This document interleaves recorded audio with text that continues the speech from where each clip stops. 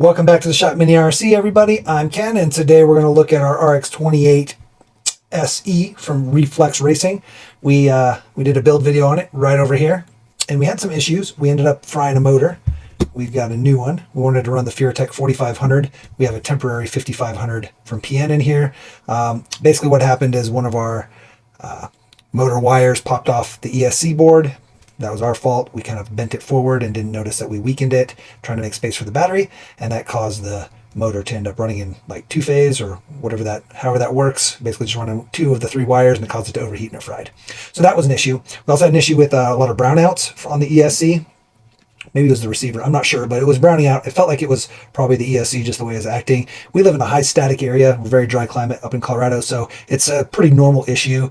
And I was hoping that because I had the board up on two layers of tape would be okay, but I think with it being in a tub and being steel, it just causes more static than normal. So we're going to put a ground wire in. That's what this guy's for. We're just going to solder to our negative on our battery lead, and then just mount it probably right here underneath this post.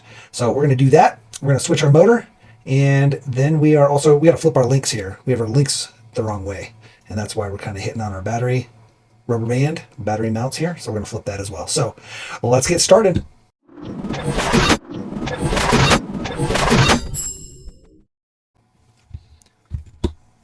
So I guess the first thing we're going to do here is just pop this guy off and solder a wire to our negative. That'll be the easiest way to kind of reach our ESC, is to pop out the servo here, the servo bracket. Can we do it without pulling it all apart? I was hoping we could. We'll see here. Let's see here. Here we go. Does that give me enough room to work in there? I don't know. It's kind of tight. Guess we can pop these off. All right, went in and popped our tie rods off. That way we can get a nice clean shot of our ESC here. There we go. And then we're just going to put we're going to take this guy here, and we're basically going to run it straight over to there. So we're going to actually shorten this up a little bit more. Let's see, not too short, because we want to be able to maneuver it around, but should be enough. Don't forget to always tin your wires.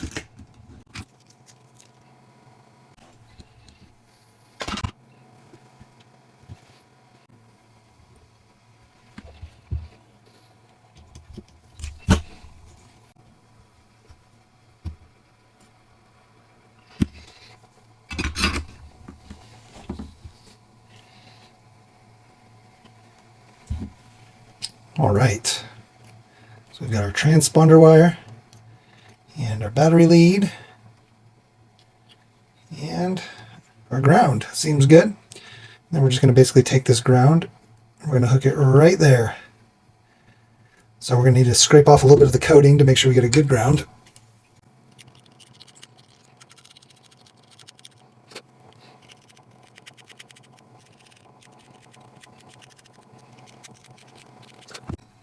All right, so we should be good there.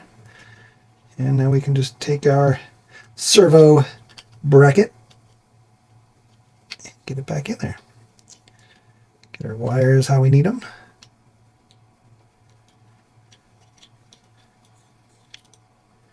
And get our ground underneath, like so. All right, go and get our screw in there. Get our ground wire lined up.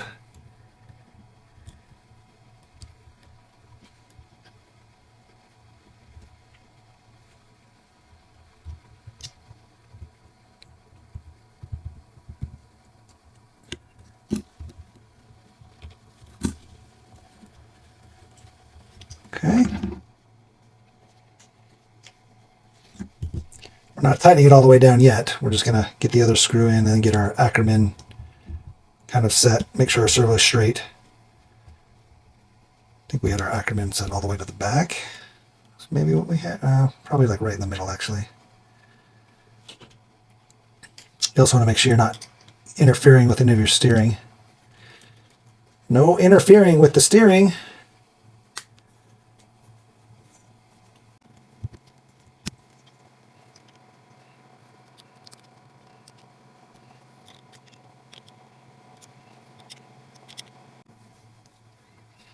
Okay, we should be good there. Looks nice and solid. It's hard to see in there right now, guys, sorry. We should be good with that, so we're all grounded out. Go ahead and get our transponder plugged back in. And before we do anything else, we're going to make sure it's actually working. Always try to test each step of the way. That way we know where the issue might lie. If we went ahead and changed our motor and stuff here, we might not know if there was an issue caused by the ground. We might think it's the motor. I think we're going to be good. All right. So hopefully that'll help with our static and our brownout situation. If it doesn't, we're going to have to explore some other options, but we should be good there. Now we'll go ahead and do our motor, and then we'll flip our links.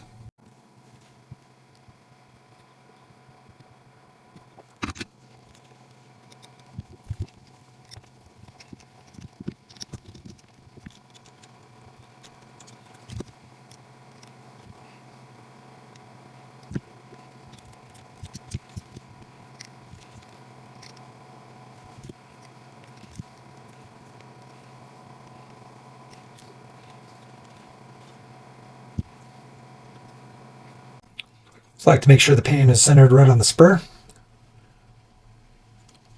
A little off there, but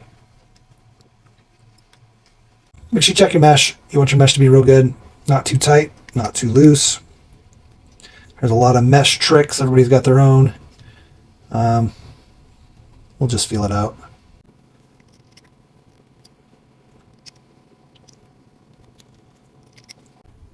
Our mesh is pretty good here. You can kind of see we have just the tiniest bit of play in there.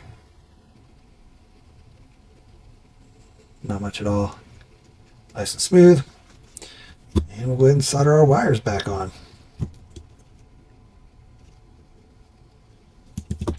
Don't forget, on a new motor, you want to tint those as well. So just get a little bit of flux on there. Just a tiny bit on each of the little pads.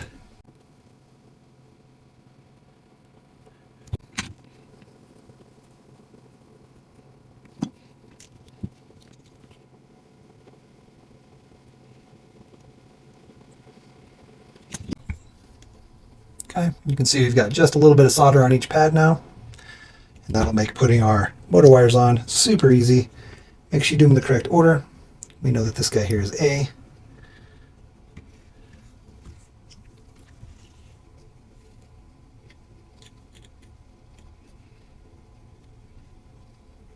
And this middle guy is B.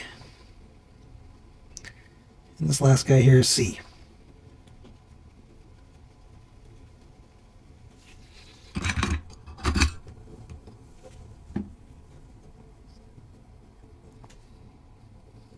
Okay.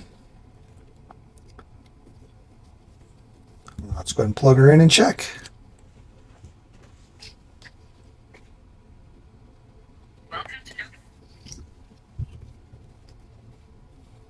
Whenever you're testing, always pull your car off the bench, because if for some reason it just goes, you don't want to have some craziness happen. All right. Let's go ahead and get our sensor wire on there too. We were having a little bit of issue with the motors getting hot. We weren't sure if it was the sensor wire or our gearing, being that it's a 5500 with a 12 tooth. We thought maybe our gearing was a little high, so that was causing the motor to overheat. But it didn't seem like it was doing it when we pulled the sensor wire off, so I don't know. Maybe we had a bad sensor wire. This is the brand new sensor wire that came with our brand new motor, so we should be good here. We won't know until we actually run it, but hopefully it's going to run nice and smooth with no overheating.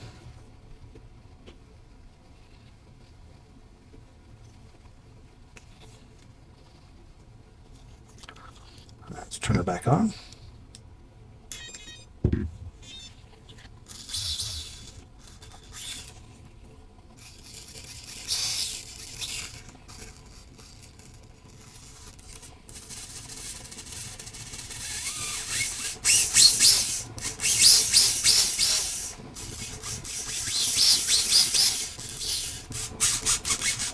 All right, seems good. Now we're gonna flip our links, and then we're gonna go put it on the track tomorrow night, which will be in 2 seconds after we flip our links. Thanks to Movie Magic. You know what? We decided we're gonna shorten our battery lead. This battery lead is just too long. So we're gonna cut it down to like this far so that we don't have such a long battery lead. So we're gonna do that real quick, then we'll flip our links, then we'll go race it. All right, shortened up that wire quite a bit. A lot less wire going on, which is very good. We'll tuck under the body a little better. A little less weight, right? Not much, but a little. And yeah, should just make it cleaner. Let's go ahead and tuck this under. Transponder. All right. Got our ground, plenty of clearance.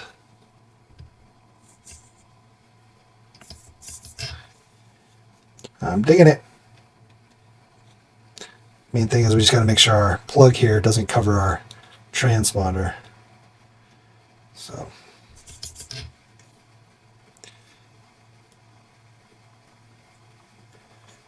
All right, let's go ahead and flip our links now and we'll be done. First thing we're going to do is back all of our little screws out here just enough to loosen it up because they were pretty tight. I'm going to back them out to where we can see them through the slot so we know there's no pressure on the ball joints from them. And then we can pop them off and flip them.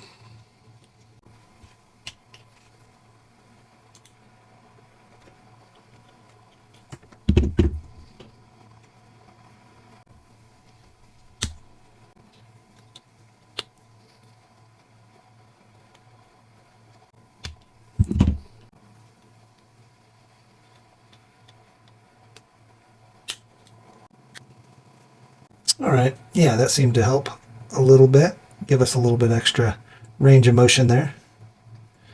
Not a whole lot, but just enough. And we'll go ahead and tighten down our snug screws here, just to get rid of the tiniest bit of play that we might have. And you can see the play. Well, you know what, we're a little loose here. Our ball is a little loose.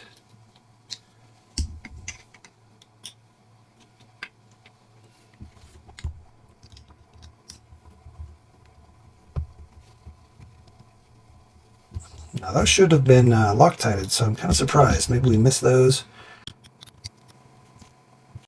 But they should be good now. You can kind of just check your play by moving your rear pod back and forth. You can see there's not a ton, but there's a little bit of play in there when you don't have these snug screws down. It's hard to see, but there's just the tiniest bit. Make sure it's not our ball joints here. Yeah, it's not. All right, so we'll just go ahead and snug them down and get ourselves basically adjusted to where there's very minimal play and no real binding.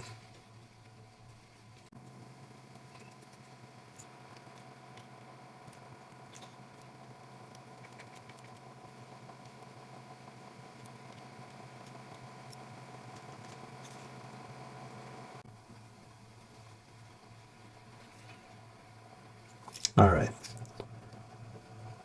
a little bit more here.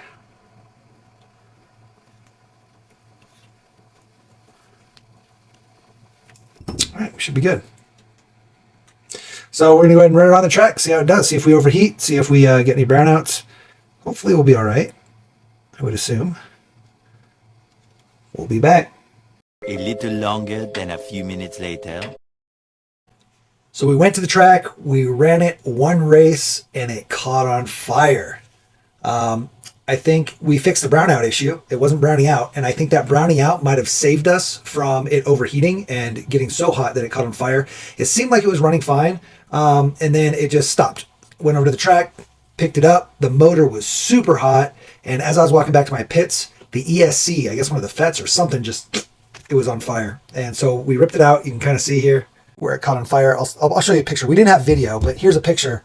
We didn't have video of it at the race because I had another race right after that. It was kind of towards the end of the race. So like I had to just get the car kind of torn apart, get it outside, get it ripped apart quickly. I was afraid it was going to damage the chassis, and it seems fine. We got a little bit of shininess on our link there, but the link is not melted and it seems fine. Who knows? It may end up breaking at some point. But but that's not a big deal. Everything else seemed fine, but it did fry the board and probably the motor. So we're going to change all that out. I'm not going to show it again since we just showed it. And then we'll run it again tonight. This is a week later, actually, guys. we're next week now. So yeah, what I found out was the ESC needs an update. So if you have a new Cyclos, 100% before you run it, update your ESC. And you should always do that. Check for updates on the firmwares.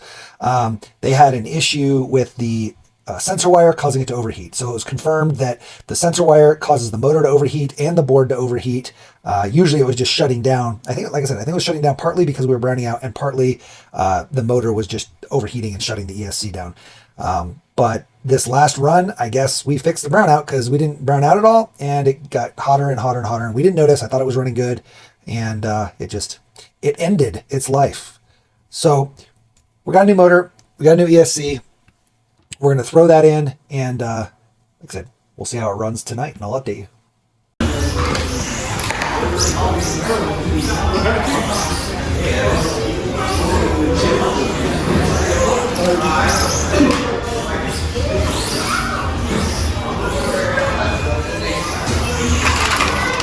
All right, so we got it out here. We ran a couple laps in the practice, and it doesn't seem to be getting too hot, so I think we're okay.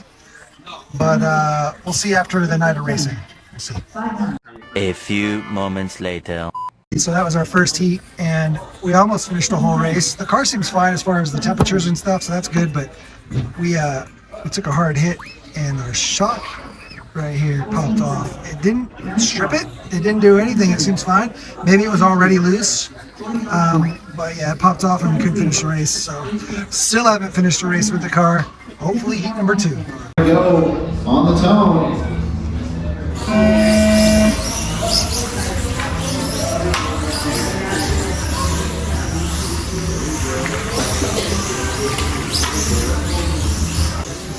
All right.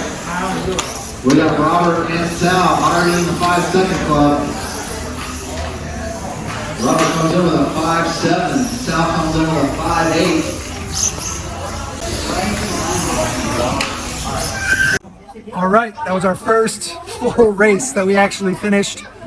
We're not good at driving yet, so it is what it is, but the car worked fantastic, so we're happy.